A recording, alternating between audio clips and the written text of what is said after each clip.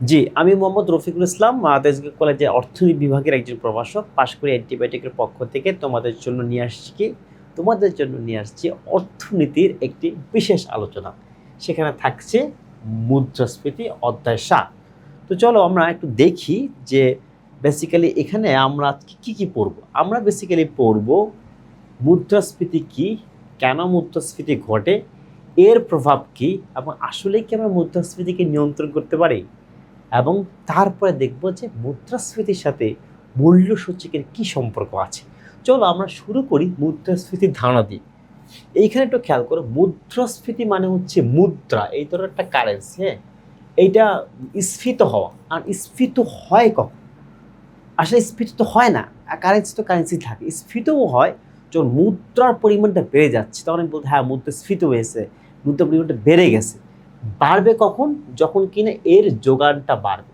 তাহলে যখন কেন্দ্রীয় ব্যাংক হচ্ছে অতিরিক্ত মুদ্রা সরবরাহ করবে, তখন হচ্ছে এই মুদ্রাস্ফীতি হচ্ছে বা হবে, বা মুদ্রার যোগানটা বাড়বে। কারণ আমি তো চাইলে টাকা ছাপাইতে পারবো না, কারণ টাকা ছাপানোর ক্যাপাসিটি শুধুমাত্র কেন্দ্রীয় ব্যাংকেরই আছে, আর কারো কিন্তু সেই ক্যাপাসিটি নাই। এই জায়গা থেকে তখন কি আসলে টাকার পরিমাণ বেড়ে গেলেও দ্রব্যের পরিমাণ কি বাড়ছে?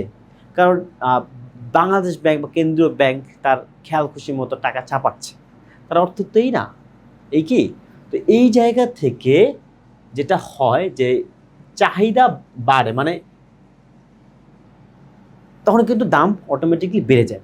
ঠিক আছে, আরেকটা ঘটনা ঘটতে পারে, যদি কোনো কারণে মুদ্রার পরিমাণ সমান আছে, কিন্তু কি হলো যে সব কিছুর চাহিদা বেড়ে গেল, তখন আবার মুদ্রাস্ফীতি তৈরি হতে পারে। এবং এইটাকে আমরা বলি হচ্ছে যে কখনো এই মুদ্রাস্ফীতি হয় চাহিদা থেকে, কখন হয় ব্যয় থেকে। মানে একটা হচ্ছে ডিমান্ড পুল, মানে চাহিদাজনিত, আর একটা হচ্ছে কস্ট পুশ, বা হচ্ছে ব্যয়জনিত বা খরচজনিত। এখন যদি আমরা একটু দেখি যে মুদ্রাস্ফীতির কারণ কি, মুদ্রাস্ফীতির সবচেয়ে বড় কারণ সেটা হচ্ছে এই অর্থের যোগানটা বেড়ে যাওয়া।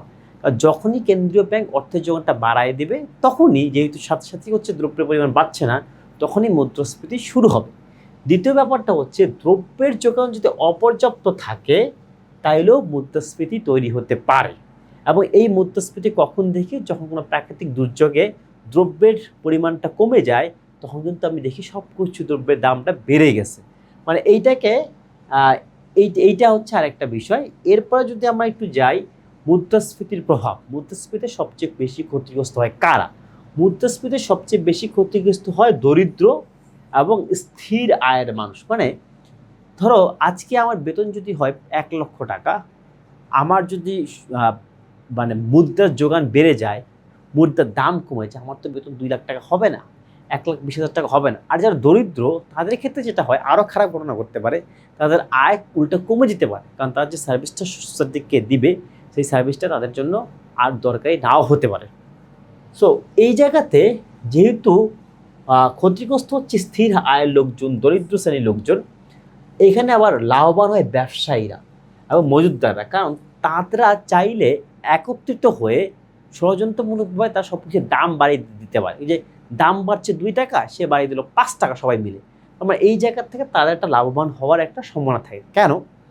আরেকটু বিস্তারিতভাবে দেখলে যে ব্যবসায়ীরা দাম বাড়িয়ে লাভ করতে পারে, কিন্তু আমাদের মতো সাধারণ আয়ের মানুষ, দরিদ্র যারা আছে, তাদের পক্ষে কিন্তু দাম বাড়ানো সম্ভব না। তার ফলাফলটা কি হচ্ছে? তার ফলাফলটা হচ্ছে সামাজিক বৈষম্য বাড়তেছে এবং সাধারণ ভোক্তাদের জীবনযাত্রার মান আরও নিচের দিকে চলে যাচ্ছে। এরপরে যদি আমরা দেখি, সেটা হচ্ছে মুদ্রাস্ফীতি নিয়ন্ত্রণের উপায় কি। মুদ্রাস্ফীতি নিয়ন্ত্রণের অনেক ধরনের উপায় আছে। তো মুদ্রাস্ফীতিতে রাজস্ব নীতিটা সবচেয়ে বেশি কার্যকর। প্রথম হচ্ছে কর হার বাড়ানো, ভর্তুকি কমানো এবং সরকারি ব্যয় নিয়ন্ত্রণ বা সরকারি ব্যয় কমিয়ে দেওয়া। এবং মুদ্রাস্ফীতি আরেকটা বিষয় হচ্ছে উৎপাদন বৃদ্ধিটা হচ্ছে মুদ্রাস্ফীতি নিয়ন্ত্রণের একটা কার্যকর বিষয়। এবং রাজস্ব নীতিত জায়গা থেকে যদি আমরা এইটাকে একটু দেখি, যে উৎপাদন বৃদ্ধি, কর হার বৃদ্ধি, ভর্তুকি নিয়ন্ত্রণ এবং ঋণ নিয়ন্ত্রণ, তো এর মাধ্যমে বেসিক্যালি আমরা at the end of the day আমরা হচ্ছে মুদ্রাস্ফীতিটাকে নিয়ন্ত্রণ করার একটা চেষ্টা করতে পারি। এবং এরপরে যখন আমরা দেখি মূল্যস্ফীতি এবং মূল্যসূচক, এই ব্যাপারটা কি, মূল্যসূচক বা প্রাইস ইন্ডেক্সটা দিয়ে বেসিক্যালি হচ্ছে মুদ্রাস্ফীতি হচ্ছে নির্ণয় করা হয়। এই প্রাইস ইন্ডেক্স কিন্তু আবার 3 ধরনের হতে পারে এবং এর ভিতরে একটা হচ্ছে প্রডিউসার গুডস আর একটা হচ্ছে কনজিউমার গুডস, কিন্তু আমরা বেসিক্যালি ভোগ্য দ্রব্য বা কনজিউমার গুডস দিয়েই এটা হচ্ছে বিবেচনা করে থাকি। সো এই জায়গাতে সূত্র হচ্ছে একটা এরকম যে নতুন মূল্য বা নতুন দাম আগের দাম সম্পর্ক হচ্ছে মাইনাস এবং ডিভাইডেড বাই হচ্ছে আগের মূল্যসূচক। এটাকে যখন 100 দিয়ে গুণ দিচ্ছি তখন আমরা কি পাচ্ছি, তখন আমরা পাচ্ছি মুদ্রাস্ফীতির হার। ওকে, তো আমরা দেখলাম বেসিক্যালি মুদ্রাস্ফীতির হার সূত্রটা কেমন এবং এটা কীভাবে কাজ করে।